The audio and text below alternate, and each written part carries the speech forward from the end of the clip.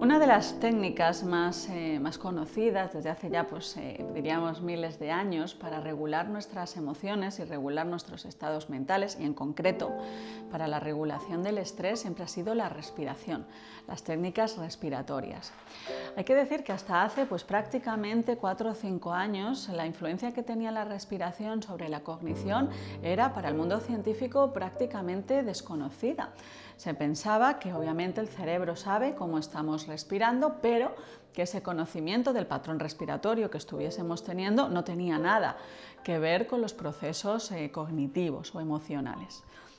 Pues hace prácticamente 5 años salió publicado en la revista Science, que es una de las revistas más prestigiosas a nivel científico, un artículo que fue muy revolucionario, y es que localizaba en el cerebro una zona que era una suerte de chivato que le dice al resto del cerebro cómo estamos respirando. Y esa información de cómo estamos respirando, el cerebro la utiliza para interpretar, para cambiar los procesos cognitivos. Y era sorprendente porque esa zona del cerebro estaba localizada en una de las regiones más profundas de nuestro cerebro. Sabemos que tenemos la corteza, tenemos las regiones más emocionales y el tronco del encéfalo. El tronco del encéfalo es una zona muy de control visceral, es la más antigua evolutivamente y es un poco la más alejada de los procesos cognitivos. Pues dentro del tronco del encéfalo hay 2 estructuras que son claves para la influencia que tiene la respiración sobre el cerebro. Una de ellas es el locus coeruleus, que debe su nombre a que es una estructura de color azul, color azulada. El locus coeruleus, que ya se conocía, que tenía que ver mucho en lo que se llaman los circuitos noradrenalérgicos, es decir, aquellos que se activan cuando algo nos genera mucha motivación, cuando estamos muy alerta a algo. Esto es imprescindible para los procesos de atención.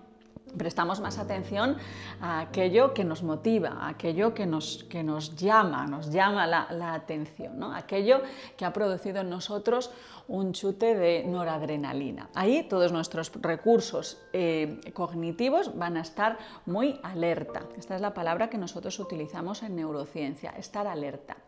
Cuando manejamos nuestra atención, como decía el propio William James, controlar la atención es poseer nuestra mente. Hacemos que nuestros recursos neuronales estén localizados, sostenidos en un solo proceso. Nuestra mente se ve absolutamente interferenciada constantemente, sufre interferencias tanto externas como internas y necesitamos de mecanismos que bloqueen esas interferencias. Uno de los procesos que se ha visto que más nos ayudan a mantener la atención y por tanto a mantenernos alerta es la respiración. Cada vez que hacemos una respiración profunda, estamos activando esos circuitos de noradrenalina. Y esto es muy importante, por ejemplo, a los que os dedicáis a lo mejor a ser instructores de meditación o en cualquier proceso, en cualquier clase. Aproximadamente a los 15 minutos se dice que ya hemos perdido como un 70% de la capacidad de sostener la atención. Esa caída de los procesos cognitivos atencionales está relacionada con la caída endocrina del circuito noradrenalérgico. Entonces, a medida que va decayendo, que cae exponencialmente, vamos siendo más susceptibles de vernos presos por una interferencia. A los 15 minutos prácticamente seguro que hemos perdido el 70% de la clase. Ese es un tiempo que es crítico para reactivar los circuitos de noradrenalina, para reactivar los mecanismos atencionales, para volver a ese momento de consciencia de estar alerta. ¿Y cómo lo hace la respiración? Pues el locus coeruleus es uno de los sistemas que más activa los procesos de alerta en nuestro cerebro, es decir, el volver a recargar las pilas de los mecanismos neuronales que subyacen a la atención. Y el locus coeruleus se descubre, y esto es lo que se publica en la revista Science en el 2014, se descubre que el locus coeruleus está conectado a un complejo que se llama el complejo Pre-Bötzinger, gracias al investigador que lo descubre, doctor Bötzinger. El complejo Pre-Bötzinger es una estructura muy pequeña que proyecta no solo a las partes emocionales del cerebro, sino también a las partes de la corteza cerebral. Cuando nosotros respiramos, según cómo estemos respirando, el patrón respiratorio que estemos tomando, todo tal cual, si respiramos por la nariz, si respiramos por la boca, si hacemos respiraciones entrecortadas, profundas, completas, si la respiración es alta, si la respiración tiene un ritmo bajo, si respiramos más por una fosa nasal que por la otra, toda esa información es imprescindible para el cerebro. Y esa es la información que el complejo Pre-Bötzinger le transmite al resto del cerebro. Este artículo, como digo, he publicado en la revista Nature, que se hizo pues, describiendo lo que era la neuroanatomía de la respiración, se hizo en un estudio animal para poder ver su neuroanatomía. Y lo que vieron en este trabajo es que si modulaban eléctricamente, estimulaban eléctricamente, alteraban la actividad del complejo Pre-Bötzinger, podían hacer que los animales tuviesen mayor capacidad de atención, de memoria y de procesamiento de las emociones. Esto pues que era absolutamente novedoso y muy revolucionario para el mundo de la neurociencia, porque era decir que uno de nuestros procesos pues, más viscerales afectaba a los procesos cognitivos superiores, ¿no?, de nuestro cerebro. Lo que se ha visto en la neuroanatomía es que la respiración, mediante las vías de conexión del complejo Pre-Bötzinger, activan los sistemas emocionales. ¿Y esto qué quiere decir? Que según la forma en la que estemos respirando, podemos hacer que nuestra respuesta a una emoción sea más fuerte o menos fuerte. Esto es lo que nosotros llamamos la activación neuronal. Ante un mismo estímulo emocional, no todas las personas responden con el mismo ímpetu. Esto es lo que nosotros llamamos esa reactividad, esa respuesta, esa valencia neuronal. Según cómo estemos respirando, pues tenemos mayor probabilidad de reaccionar mucho a una emoción o al revés, de moderar nuestra respuesta a las emociones. Luego vamos a ver qué patrones respiratorios nos referimos. Pero las vías anatómicas que salen son aferentes y eferentes de los circuitos del núcleo Pre-Bötzinger, no solo llegaban a los circuitos emocionales, también llegaban a partes frontales de nuestro cerebro. Y ahí es donde se veía, se demostraba científicamente, porque ya digo que esto ya se sabe hace miles de años, se demostraba científicamente que la respiración es capaz de modular tanto la atención como la memoria. Hay patrones respiratorios que nos facilitan el poder mantener y sostener la atención. Hay patrones respiratorios que hacen que nuestra atención sea pues, más susceptible a las interferencias. Esto pues, en cualquier libro de yoga, ¿no?, nos recuerda que la persona, una mente divagante, es también una respiración que va a la deriva. Esto es algo que hemos escuchado muchísimas veces. Y este artículo pues, era un poco la prueba científica de ello. Uno de los grandes intereses que despertó la influencia, la neuroanatomía de la respiración, la influencia que tiene la respiración en nuestra actividad cerebral, era ver cómo afectaba al procesamiento de las emociones. Y en Italia, el doctor Celano dirigió una investigación que fue muy sonada, muy bonita, en el que demostraba que solo somos capaces de regular la respuesta a las emociones cuando respiramos por la nariz, no cuando respiramos por la boca. Aparte de las ventajas higiénicas que tiene el respirar por la nariz, porque sabemos que la nariz tiene diferentes capas, está primero la capa amarilla y luego la capa roja. Cuando nosotros estamos respirando, el aire y todo lo que contiene, todo lo que transporta el aire entra en nosotros. Cuando respiramos por la boca no hay ningún filtro y todo eso pasa dentro de nosotros. Muchas veces, ¿no?, los patógenos que hay presentes en el aire hacen que nuestras adenoides se inflamen y esto pues provoca una respuesta inmunitaria, aparte, ¿no?, de las alteraciones que produce en toda la musculatura orofacial. Pero cuando respiramos por la nariz, cuando tenemos primero esa capa amarilla, que se llama amarilla porque está un poco más cálida, hace de una barrera térmica que hace que muchos de esos patógenos no entren en nosotros. Después de la capa amarilla está la capa roja, que es aún más caliente, tiene mayor capacidad de filtrar.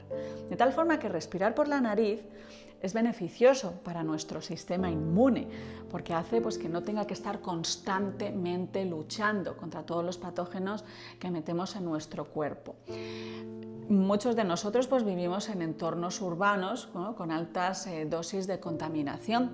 La contaminación pues, se ha visto que activa muchísimo nuestro sistema inmune. Es uno de los factores que más influyen en la salud de nuestra microbiota intestinal, que ya sabemos que a su vez repercute en el sistema endocrino y en el sistema nervioso. Esto es una de las cosas, ¿no?, que nos dice mucho la neurociencia del bienestar o la neurociencia del estilo de vida, que para controlar, por ejemplo, nuestros niveles de estrés crónico, de ansiedad, también tenemos que cuidar el entorno en el que vivimos. Si vivimos en entornos que son muy urbanizados, con altas concentraciones de contaminación y no podemos evitarlo, pues una de las cosas que a lo mejor podemos hacer en beneficio de nuestra salud, tanto física como mental, es respirar más por la nariz que por la boca. Pero lo que descubre el equipo de neuroimagen del doctor Celano en Italia es que cuando respiramos por la nariz tenemos la capacidad de modular la actividad de la amígdala. La amígdala, que es una de las zonas del cerebro que más influye en la neurociencia del bienestar, es la que da contenido emocional a la experiencia que estamos viviendo. Es quizá la zona más importante o que más podemos moldear para aprender a regular el estrés. Se ha visto que las personas con estrés, como hemos dicho, pues tienen una amígdala que es más funcional, que tiene mucha más actividad hemodinámica, eléctrica y bioquímica, y también crece en grosor.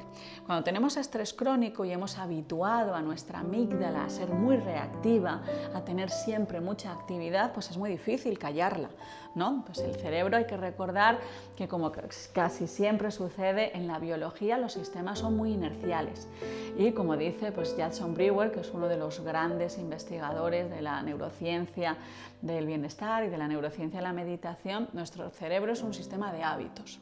Si hemos habituado a nuestra amígdala a reaccionar y a estar presente y a juzgar todo lo que nos sucede, pues la amígdala va a reaccionar. Pero lo bueno es que hay muchos estudios que han demostrado que con pocas semanas de cualquier técnica que nos ayude a regular nuestras emociones y sobre todo aquellas que están basadas en programas para reducir el estrés, a las pocas semanas ya hemos conseguido modular, reducir, retraer la actividad de nuestra amígdala. Pues uno de los factores que nosotros podemos hacer, por ejemplo, para controlar el estrés crónico o controlar el estrés que tengamos en ciertos momentos y que nos está siendo perjudicial, es poder respirar por la nariz. Una respiración por la nariz hace que la amígdala responda a ello. Una actividad bucal no tiene respuesta sobre la amígdala. Esto es el resultado al que llegaron pues, el grupo del doctor Celano, donde mostraban claramente la actividad hemodinámica de la amígdala cuando respiramos por la nariz y cuando respiramos por la boca. Solo podemos llegar a la amígdala si respiramos por la nariz.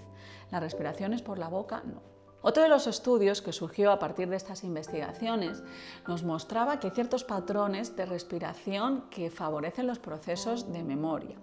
Hacer respiraciones completas hace que tengamos mayor capacidad de memoria. Pero había un truco que fue muy interesante y muy comentado, y es que nuestra capacidad de memoria es mayor cuando estamos inspirando. Si queremos recordar algo que sea muy importante, decís, espera un momento, Inspiráis por la nariz porque ese es el momento en el que vuestro cerebro es mucho más receptivo a recordar. Cuando estamos expirando por la boca o por la nariz, en ese momento los cerebros no son tan permeables a aquello que queremos recordar y que queramos atender. Por tanto, una de las formas, ¿no?, que más podría aumentar nuestras capacidades de atención y de memoria es hacer inspiraciones que sean más largas. Y esto llevó a un montón a estudiar los mecanismos cerebrales de por qué técnicas basadas en el ralentizamiento de la respiración pues eran efectivas no solo para relajarnos, sino también para aumentar nuestras capacidades cognitivas. Aproximadamente respiramos unas 10-12 veces por minuto. Llegar a una respiración de unas 6 respiraciones por minuto es lo que se conoce como una respiración lenta. Pues la respiración lenta se ha visto que tiene muchísimos beneficios para el sistema cardiovascular, para el sistema endocrino, incluso para el sistema inmune, pero en concreto para el sistema cerebral. Se ha visto que respirar, no me refiero a respirar de forma permanente a 6 respiraciones por minuto, sino que a lo largo del día y en concreto en ciertas situaciones en las que vemos que necesitamos un poco de relajación o de controlar nuestros estados mentales, el hacer como un episodio de unos 15 minutos en los que estamos intentando ralentizar la respiración y llevarla a 6 respiraciones por minuto, regula nuestras emociones porque llegamos a la amígdala, pero aumenta nuestras capacidades de atención y de memoria.